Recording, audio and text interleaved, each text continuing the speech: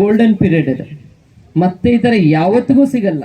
ಈ ಥರ ಫ್ರೆಂಡ್ಸು, ಈ ಥರ ಇನ್ನೋಸೆನ್ಸು, ನೀವು ಆಡೋದು ಚೈಲ್ಡ್ಹುಡ್ಡಲ್ಲಿ ಮೋಸ್ಟ್ ಮೆಮೊರೇಬಲ್. ನೀವು ಇನ್ನೆಲ್ಲೇ ಓದಿದ್ರು ಇಷ್ಟು ಮೆಮೊರೀಸ್ ಉಳಿಯಲ್ಲ ನಿಮಗೆ. ಸ್ಕೂಲ್ ಡೇಸಲ್ಲಿ ಏನು ಉಳಿಯುತ್ತೆ, ಈ ಸ್ಕೂಲ್ ಡೇಸಲ್ಲಿ ಉಳಿಯೋ ಮೆಮೊರಿ ಯಾವತ್ತಿಗೂ ಮರೆತು ಹೋಗೋಕ್ಕೆ ಸಾಧ್ಯನೇ ಇದೆ ಜೀವನದಲ್ಲಿ. ಹೈಸ್ಕೂಲ್ ಮಕ್ಕಳಿದ್ದಾರೆ, SLC ಮಕ್ಕಳಿದ್ದಾರೆ. ಈಗ ಚಿಕ್ಕ ಮಕ್ಕಳು ಏನಿದ್ದಾರೆ, first standard to 6th standard, ಅವ್ರದ್ದು ಬೇರೆ ಲೈಫು, ನಿಮ್ಮದು ಬೇರೆ. ನಿಮ್ಮದು ಇವಾಗ ಸ್ಟಾರ್ಟ್ ಆಗಬೇಕು. ನಿಮ್ಮ ಗುರಿ ಅಂದರೆ ನೀವು ನೆಕ್ಸ್ಟ್ ಏನಾಗಬೇಕು ಅನ್ನೋದು ಇಲ್ಲಿ ಡಿಸೈಡ್ ಆಗಬೇಕು. ಗೊತ್ತು ಗುರಿ ಇಲ್ಲದೆ ಏನು ಮಾಡಲಿಕ್ಕಾಗಲ್ಲ. ಏನಾದರೂ ಒಂದು ಪ್ಲ್ಯಾನ್ ಇರಬೇಕು ಲೈಫಲ್ಲಿ. ನಾನು ಈಗ ಮಾಡಬೇಕು, ಈ ಥರ ಸಾಧನೆ ಮಾಡಬೇಕು, ನಾನು ಡಾಕ್ಟ್ರ್ ಆಗಬೇಕಾ, ಇಂಜಿನಿಯರ್. ಎಷ್ಟು ಜನ ಡಾಕ್ಟ್ರ್ ಆಗಬೇಕನ್ನೋ ಕನಸು ಇಟ್ಕೊಂಡಿದ್ದೀರಿ? ಓ ವಾವ್. ಎಷ್ಟು ಜನ ಇಂಜಿನಿಯರಿಂಗ್? ಎಷ್ಟು ಜನ IAS ಅಲ್ಲಿ ಆಗ್ಬೇಕು ಅನ್ಕೊಂಡಿದ್ದೀರಿ? ಓಹ್ ಗ್ರೇಟ್. ಎಷ್ಟು ಜನ IPS ಆಗ್ಬೇಕು ಅನ್ಕೊಂಡಿದ್ದೀರಿ? ನೈಸ್. ಬೇರೆ ಬಿಸ್ನೆಸ್ ಮಾಡ್ಬೇಕಂತ ಎಷ್ಟು ಜನ ಅನ್ಕೊಂಡ್ರೆ? ಎಲ್ಲ ಕೆಲವರು ಎಲ್ಲದಕ್ಕೂ ಕೈ ಎತ್ತಾ ಇದ್ದಾರೆ. ಡಾಕ್ಟರ್ ಅಂದ್ರೂ ಕೈ ಎತ್ತೀರಾ, ಇಂಜಿನಿಯರ್ ಅಂದ್ರೂ ಕೈ ಎತ್ತೀರಾ, ಪೊಲೀಸ್ ಅಂದ್ರೂ ಕೈ.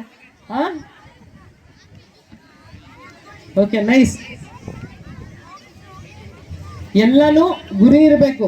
ಗುರಿಗೆ ತಕ್ಕನ ಪ್ರಯತ್ನ, ಗುರಿಗೆ ತಕ್ಕಂತ ಪ್ರಯತ್ನನೂ ಇರಬೇಕು.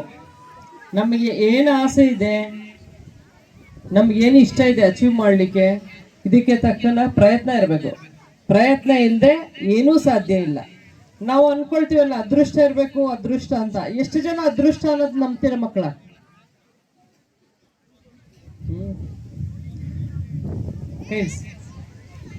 ಅದೃಷ್ಟ ಅಂದ್ರೆ ಏನು ಗೊತ್ತಾ? ನಿಮ್ಗೆ ಇಲ್ಲಿ ಎಲ್ಲ ಬಂದು ಓದ್ಲಿಕ್ಕೆ ಅವಕಾಶ ಇದೆಯಲ್ಲ, ಇದೇ ಅದೃಷ್ಟ. ಇದಕ್ಕಿಂತ ದೊಡ್ಡ ಅದೃಷ್ಟ ಇನ್ಯಾವುದೂ ಇಲ್ಲ. ಅವಕಾಶ ಏನ್ ಸಿಗುತ್ತೆ ನಮಗೆ, ಅದೇ ಒಂದು ಅದೃಷ್ಟ. ನಮ್ದು ಪ್ರಯತ್ನದ ಮೇಲೆ ನಾವು ಎಲ್ಲಿ ರೀಚ್ ಆಗ್ತೀವಿ ಗೊತ್ತಾಗುತ್ತೆ. ಯಾವುದು ಒಂದ್ ದಿವಸದಲ್ಲಿ ಏನು ಸಾಧನೆ ಮಾಡ್ಲಿಕ್ಕಾಗಲ್ಲ. ಏನಾದ್ರು ಇವತ್ತು ನಿಮ್ ಮುಂದೆ ನಿಂತಿದ್ದೀನಿ ಅಂದ್ರೆ ಇದು ಸಹ ಬಹಳ ವರ್ಷದ ಎಫರ್ಟ್ಸ್ ಇರುತ್ತೆ. ತುಂಬಾ ಬೇಗ ಪಡೀತೀವಲ್ಲ, ಅದು ಜಾಸ್ತಿ ದಿವಸ ಉಳಿಯಲ್ಲ. ಅಂದ್ರೆ ಬೇಗ ಅಚೀವ್ಮೆಂಟ್, ಕಳ್ತನ ಮಾಡೋದು, ಏನಾದ್ರು ಸಂಪಾದನೆ ಮಾಡಿದ್ರೆ ಜಾಸ್ತಿ ದಿವಸ ಉಳಿಯಲ್ಲ. ಬೇಗ ಸಿಗಾಕೊಂಡ್ಬಿಡ್ತಾರೆ, ಜೈಲ್ಗೆ ಹೋಗ್ತಾರೆ. ಕರೆಕ್ಟ್ ಅಲ್ವಾ? ಸಾಧನೆ ಯಾವತ್ತೂ ಒಂದ್ ದಿವಸದಲ್ಲ, ಅದು ಕನ್ಸಿಸ್ಟೆಂಟ್ ಪರ್ಸ್ಯೂಯೆಂಟ್ ಎಫರ್ಟ್ಸ್ ಇರಬೇಕು, ಕಂಟಿನ್ಯೂಸ್ ಇರಬೇಕು. ಅದು ನಾಟ್ ಒನ್ ಡೇ ಎಫರ್ಟ್. ಇವತ್ತೇನಾದ್ರು ನಿಮ್ಮ ಮುಂದೆ ನಿಂತಿದ್ದೀನಿ ಅಂದರೆ ನಾವು ಓದೋ ಏಜಲ್ಲಿ, ನನ್ನ ಮಗಳಿಗೆ ಯಾವಾಗಲೂ ಹೇಳ್ತಾ ಇರ್ತೀನಿ, ನಾನು ಲಾಸ್ಟ್ 12 ಗಂಟೆವರೆಗೂ ಓದಿದೆ, 1 ಗಂಟೆವರೆಗೂ ಓದಿದೆ ನೈಟ್. ಅಂದರೆ ಓದೋ ವಯಸ್ಸಲ್ಲಿ ಓದೋದಕ್ಕೆ ನಾನು ಇಲ್ಲಿರೋದು ಅಂತ. ಸೊ ಓದೋ ವಯಸ್ಸಲ್ಲಿ ಓದಲೇಬೇಕು.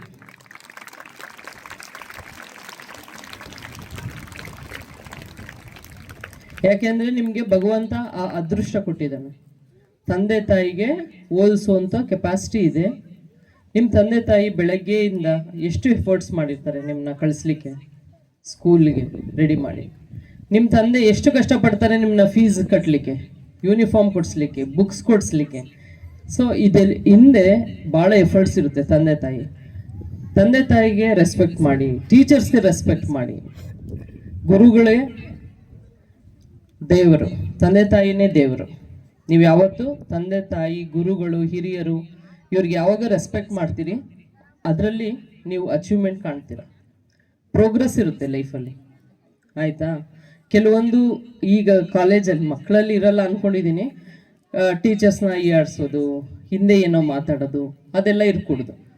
ದೇವರನ್ನ ಈಯಾಡ್ಸಿದ್ರೆ ಎಷ್ಟು ಇದಿದೆ, ಅದೇ ಥರನೇ ಪೇರೆಂಟ್ಸ್ ಮತ್ತು ಟೀಚರ್ಸ್ನ ಈಯಾಡ್ಸೋದ್ರಲ್ಲಿ ಪ್ರೋಗ್ರೆಸ್ ಇರಲ್ಲ. ಒಂದು ಸಣ್ಣ ಸ್ಟೋರಿ ಹೇಳ್ತೀನಿ.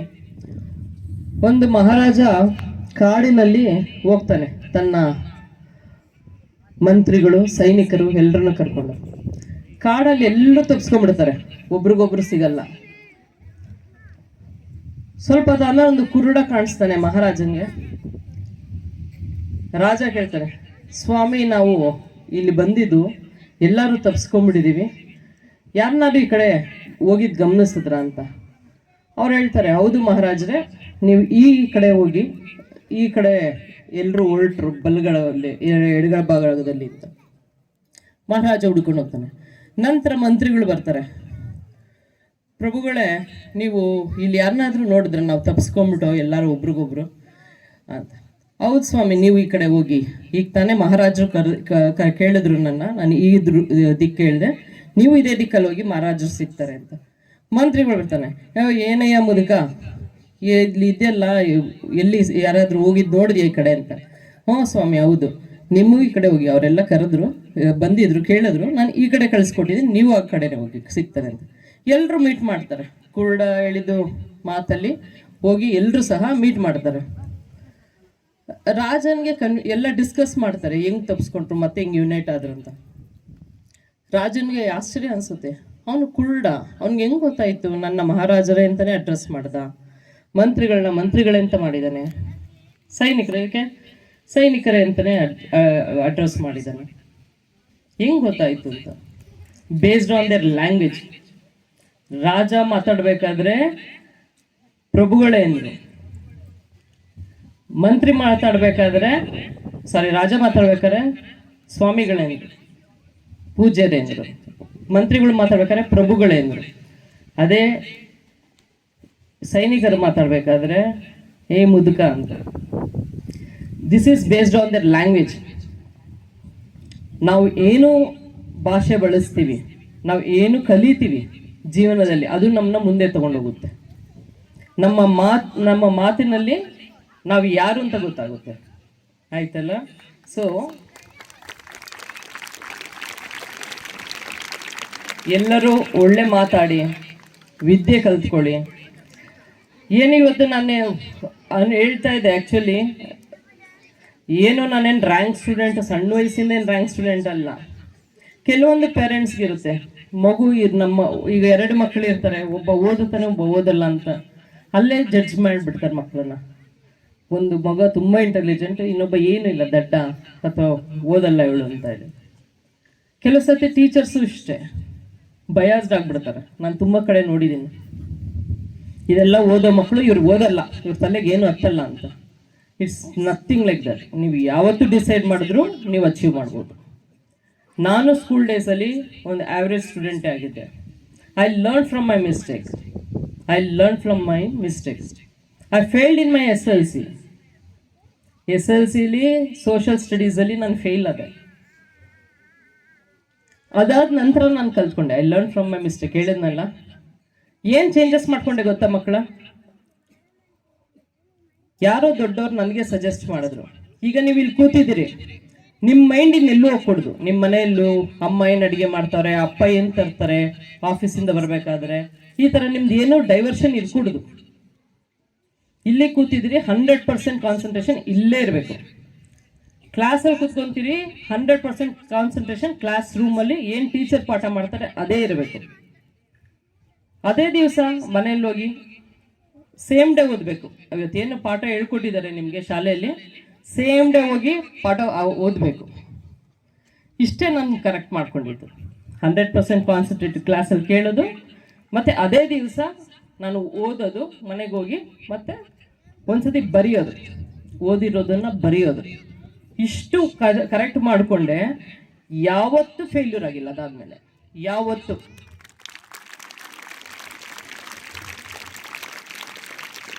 Even my competitive exam first ಟೈಮ್ಗೆ ಕ್ಲಿಯರ್ ಮಾಡಿದೆ ನಾನು. First time. There should be no reasons. If you want to achieve something, there should be no reasons. ನಾನು ಅದಕ್ಕಾಗಿ ಓದಿಲ್ಲ, ಇದಕ್ಕಾಗಿ ಓದಿಲ್ಲ, ಯಾರಿಗೆ ಹೇಳ್ಬೇಕು ಆ ರೀಸನು? ಆಯ್ತು, ಇವತ್ತು ನಾನು ಹೇಳ್ತೀನಿ, ನಾನು ಅದಕ್ಕೆ ಹೋಗಿಲ್ಲ, ಇದಕ್ಕೆ ಹೋಗಿಲ್ಲ, ನೀವು ಮುಂದೆ ನಿಲ್ತಾನೆ ಇರಲಿಲ್ಲ. ನಮ್ಮ ಲೈಫ್ನ ನಮ್ಮನ್ನ ಗೆಲಿ ಮಾಡಿಬಿಡುತ್ತೆ.